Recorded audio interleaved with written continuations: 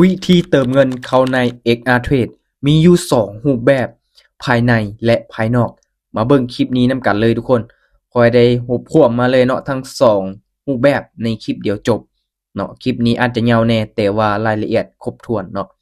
หลังจากที่เราเข้ามาบอนเติมเงินเราจะเห็นเนาะฝากคริปโตก็คือเครือข่ายภายในและเครือข่ายคริปโตเนาะเครือข่ายคริปโตตัวนั้นเป็นเครือข่ายภายนอกเนาะ ในกรณีที่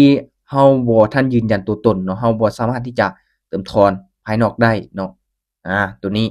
และไผที่บ่สามารถยืนยันตัวตนได้แท้ๆเนาะมามื้อนี้เนาะคือเราต้องทักหาผู้ที่เราอยากซื้อเหรียญนำคือทุกคนอยากมาซื้อเหรียญนำข้อยเนาะ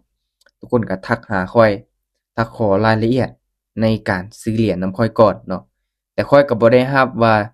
จะซื้อขายเหรียญให้ทุกคนแบบมั่วซั่วเด้ข้อยก็ต้องเบิ่งเนาะ ต้องเป็นทีมงานที่อยู่ในสายงานของข้อยเนาะคนที่อยู่ในกลุ่มของข้อยเท่านั้นเนาะข้อยจึงจะรับเนาะสำหรับตัวนี้โอเคขอรายละเอียดแล้วตัวนี้เลยเนาะที่ข้อยจะส่งให้หลักๆเนาะมันจะมีเรตราคาเนาะเหรียญมื้อนี้มันจะมี QR ของข้อยเนาะแล้วก็ QR ถอนแล้วก็มีคำอธิบายเห็นบ่เราก็มาอ่านทำความเข้าใจเบิ่งเนาะอ่านให้มันครบถ้วน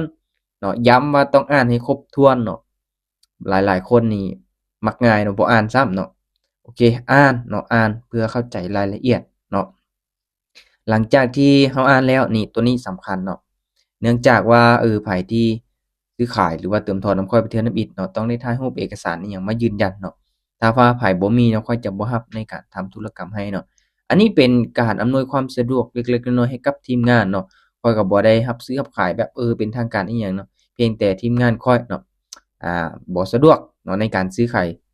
เหรียญด้วยตนเองข้อยก็จำเป็นเนาะจำเป็นซื้อขายเล็กๆน้อยๆให้เนาะในจำนวนที่ว่ามีขีดจำกัดเนาะ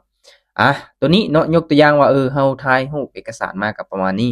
เนาะตัวนี้เป็นบัตรประจำตัวเนาะถ่ายมาแล้วก็ถ่ายรูปหน้าตัวเองเนาะจับเอกสารมาเนาะหลังจากนั้นค่อยจะกดสอบเบิ่งเนาะกดสอบเบิ่งหลังจากนั้นกดสอบเบิ่งแล้วเนาะกดก็ไปทำการโอนเงินได้เนาะตัวนี้เป็น QR ของข้อยเนาะแคปเอา QR ตัวนี้ ไปทำการโอนเงินเนาะและแจ้งบิลให้ข้อยเนาะแน่นอนเนาะเราก็เข้ามาโอนเงินเลยและที่สำคัญเนาะที่สำคัญเลยเนาะในการที่ว่าเราจะโอนเงินนี่เราต้องเบิ่งชื่อเนาะชื่อบัญชีให้มันชัดเจนเด้อเนาะชื่อบัญชีให้มันชัดเจนเด้อเนาะบ่หมายความว่าไผๆส่งให้ก็โอนทันทีบ่แม่นเนาะเราต้องเบิ่งรายละเอียดคักแหน่เบิ่งชื่อบัญชีหยังคักแหน่เนาะอ่า ตัวนี้เขาจะซื้อเพียงแต่5เหรียญเนาะเติมเข้าไป5เหรียญอันนี้เป็นตัวอย่างเนาะเป็นเคสตัวอย่างเนาะที่สำคัญเนาะก็คือการเขียนคำอธิบายเห็นบ่คำอธิบายข้อยได้แจ้งไปแล้วเนาะถ้าว่าไผที่อยากซื้อเหรียญนำข้อยต้องเขียนคำอธิบายตามนี้เนาะพิมพ์ให้ครบตามนั้นเลยเนาะตามนี้เลยเนาะข้อยเคร่งครัดแรงเนาะอาจัดไปเนาะก็เขียนตามที่ข้อยได้แจ้งไปหั้นเนาะข้าพเจ้าเป็นเจ้าของบัญชีเนาะยินดีโอนเงินเนาะ ด้วยความสมัครใจจะบ่เฮ็ดฮ้องใดๆขึ้นทั้งหมดเนาะหลังจากเราเขียนคำอธิบายแล้วเนาะเราเบิ่งเนาะบัญชีคำอธิบายครบถ้วนเนาะหลังจากนั้นเนาะให้เรามาทำการกดโอนเงินเลยเนาะอืมโอเคหลังจากโอนเงินแล้วเนาะให้เราบันทึกเอาเนาะบิลตัวนี้เนาะบ่ว่าจะเป็นธนาคารตัวอื่นก็ได้คือกันเด้อเนาะพัฒนาบ่ JDB หยังบ่เนาะบ่เฉพาะแต่การค้าเนาะธนาคารอื่นก็ได้ หลังจากนั้นแจ้งบิลมาให้ข้อยเนาะตัวนี้นี่ข้อยแจ้งแล้วก็ส่งให้ตัวเองเนาะเพราะว่าข้อยเองใช้งานเฟซเดียวเนาะเดี๋ยวนี้บ่ได้ใช้งาน2เฟซคือแต่ก่อนเนาะให้เราเข้ามาแล้วก็คัดลอกเอาเนาะ ID ตัวเลข ID เนาะหรือว่า QR ตัวนี้ถ้าว่ายังบ่ฮู้เนาะเราสิมาเอา ID อยู่ไสเนาะเดี๋ยวข้อยจะแนะนำให้เนาะโอเคให้เราออกไปที่หน้าแรกก่อนนะเดี๋ยวข้อยจะออกไปที่หน้าแรกเห็นบ่มันจะมีบ่อนเติมเงินเนาะให้ไปที่3ขีดซ้ายมือ เนาะและกดไปที่กระเป๋าเนาะกดเข้าไปที่กระเป๋าหันเลยเห็นบ่มันจะมีเติมเงินเนาะให้กดไปหันเนาะและมาคัดลอกเอาตัวนี้ ID ตัวนี้แคปรูปส่งให้ค่อยเนาะคัดลอกเอาไปพร้อมทั้ง2เลยจะเป็นการดีเนาะหลังจากนั้นก็มาส่งให้เนาะทั้ง ID ทั้ง QR เนาะและที่สำคัญเนาะค่อยก็สิส่งคำถามมาถามอีกเนาะอืม ในกรณีที่ทุกคนจะเติมเงินแน่นอนเนาะค่อยต้องได้ถามเนาะต้องได้ถามเลยแหละเนาะก่อนอื่นเนาะก็ขอถามก่อนว่าเงินที่เติมเข้าประเทศนี้ต้องเป็นเป็นเงินเย็น100%บ่เนาะยอมรับความเสี่ยงหยังได้บ่เนาะบ่อ่านเบิ่งรายละเอียดเนาะคิดว่า เขายอมรับได้เนาะก็โดยเป็นเงินเย็น100%เนาะอันนี้ในกรณีค่อยตอบเป็นเคสตัวอย่างให้ทุกคนเบิ่งเนาะค่อยยอมรับความเสี่ยงได้100%เนาะเป็นเงินที่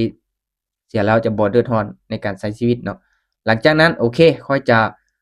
ส่งข้อความตัวนี้มาว่าสำเร็จเนาะโดนเนาะสำเร็จแล้วให้เราเข้าไปเบิ่งที่บัญชีของเราว่าเหรียญเข้าแล้วบ่เนาะกดออกไป5เหรียญเนาะขึ้นมาแล้วเนาะ5เหรียญขึ้นมาแล้วเนาะเห็นบ่มันจะมีประวัติทั้งรุมเนาะตัวนี้มันอยากซ่าหน่อยนึง เห็นแต่ USDT เนาะโอเคเบิ่งที่กระดิ่งแจ้งเตือนก็ได้เนาะกระดิ่งแจ้งเตือนมันจะมีเห็นบ่เนาะให้เราไปเบิ่งเนาะ5เหรียญเนาะเห็นบ่ ID ที่ฝากมาเนาะคำอธิบายเนาะหลังจากนั้นเนาะเราก็ทำการโอนย้ายเหรียญเนาะออกมาเทรดได้เลยเนาะวิธีโอนย้ายบาดนี้เห็นบ่ขาวๆแจ้เนาะให้เรากดลูกศรไปกลับเนาะตัวเขียวๆหั่นและพิมพ์จำนวนเหรียญเนาะมูลค่าที่เราจะเอายกย้ายออกมาเท่าใดเนาะเดี๋ยวจะเอามา3เหรียญหลังจากนั้นก็กดโอนย้ายเลยเนาะโอเคถือว่าสำเร็จทุกคนเนาะอันนี้เป็นการซื้อเหรียญเนาะหรือว่าการที่ว่าเราจะ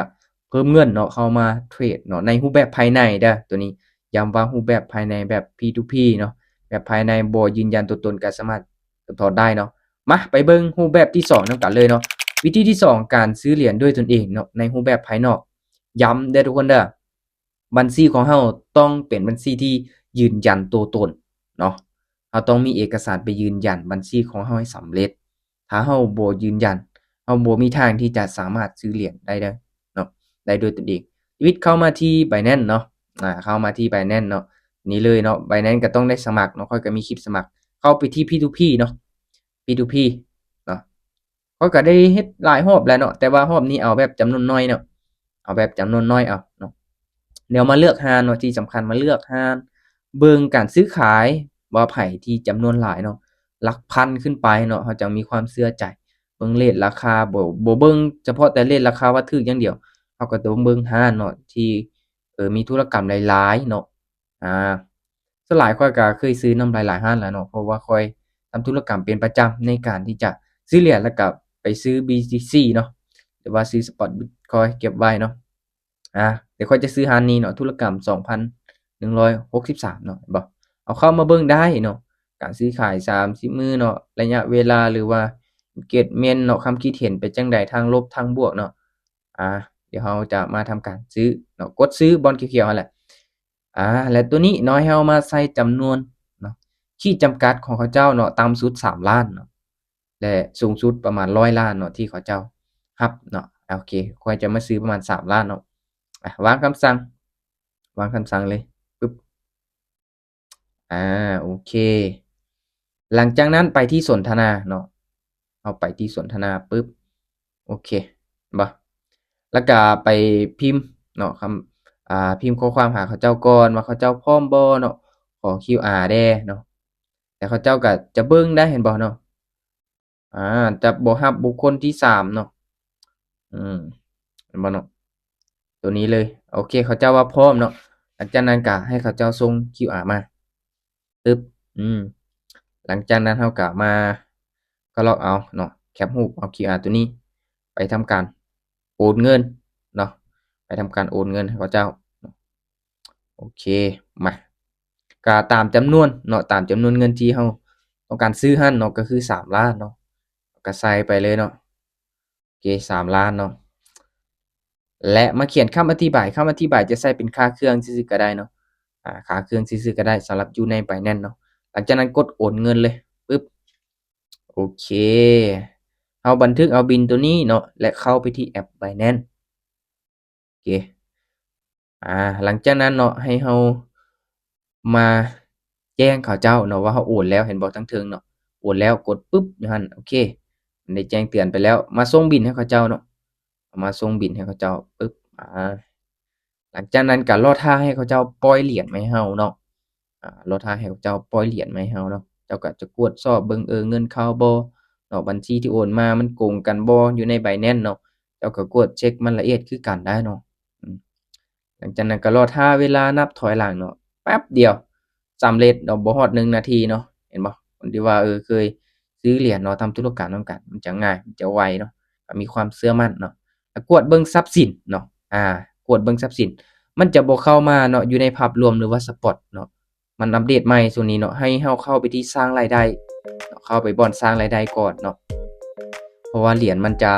บ่มาเด้ถ้าว่าเฮาบ่เข้ามาเนาะให้เฮามาแลกเอาเนาะกดบ่อนมาแลกเอาหั่นเนาะปึ๊บเห็นบ่มันจะมีเนาะให้เฮากดไม้ติ๊กใส่โอเคแล้วมากดยืนยันเนาะเพราะว่าหลายๆคนเนาะที่เบิ่งคลิปเก่าเนาะมันมีการอัปเดตใหม่เนาะไปเบิ่งที่เอิ้น wallet เนาะโอเคหลังจากนั้นเงินมันก็สิเข้ามาเนาะอยู่ในภาพรวมเนาะอยู่ในสปอตเนาะเห็นบ่จะมีประมาณนี้เนาะหลังจากนั้นให้เฮาจะส่งในบาดนี้นะเฮาจะเติมเข้าไปอยู่ใน XR Trade เนาะกดบอนส่งหั่นเนาะและมาเลือกเนาะถอนคริปโตเห็นบ่ถอนคริปโตเนาะเฮาจะถอน USDT มาเนาะเฮาก็มาเลือกเนาะกดใส่บอน USDT หั่นเนาะปึ๊บโอเคและตัวเทิงเนาะ TU เนาะ TU ตัวนี้ให้เฮาเข้าไปที่บัญชีเนาะ XR Trade ของเฮาก่อนปึ๊บเข้ามาปึ๊บเข้าไปบอนกระเป๋าเนาะเข้าบอนกระเป๋าและไปที่เพิ่มเติมเงินเนาะและไปที่เครือข่ายคริปโตเห็นบ่ถ้าเฮายืนยันตัวตนได้แล้วเนาะเฮาจะสามารถที่จะเติมถอนภายนอกได้เนาะซื้อขายเหรียญภายนอกได้ทุกคนเนาะโอเคคันลอกเอาที่อยู่ตัวนี้เนาะโอเคและมากดวางใส่เลยเนาะกดวางใส่แล้วมาเลือกเครือข่ายตัวนี้สำคัญเนาะเลือกเครือข่ายให้เลือก BSC BNB Smart Chain BEP Sound เนาะอย่าเลือกผิดเนาะผิดเซนนี่ยุ่งได้เนาะและมาใส่จำนวนเนาะที่เราจะถอดโอเคเขาจะถอดไป100เนาะมันจะหักค่าธรรมเนียมไป 0.01 USDT เนาะในกรณีที่เราถอนออกไปเนาะดังนั้นก็มากดยืนยันโอเคบางคนก็ใส่ 2FA เนาะส่งข้อความทาง Gmail แต่ค่อยนี่ตั้งสแกนใบหน้าเนาะก็เลยง่ายในการที่เราจะใส่รหัสผ่านนี่อย่างเนาะทำธุรกรรมง่ายเนาะโอเคก็ถือว่าการดำเนินการถอนเนาะการดำเนินการถอนเนาะกำลังดำเนินการเอาเข้ามาที่บัญชีของเราเนาะว่าเหรียญเข้าแล้วบ่เอาไปเบิ่งอยู่ที่ประวัติเนาะเอาเบิ่งที่ประวัติโอเคก็ถือว่าเข้ามาเป็นที่มอยโอเคเนาะทุกคนเนาะเห็นบ่สำเร็จแล้วเนาะโอเคทุกคนเนาะสำหรับวิธีการซื้อเหรียญเนาะง่ายๆถ้ามีตัวใดบ่เข้าใจถามค่อยได้เด้อทุกคนเด้อ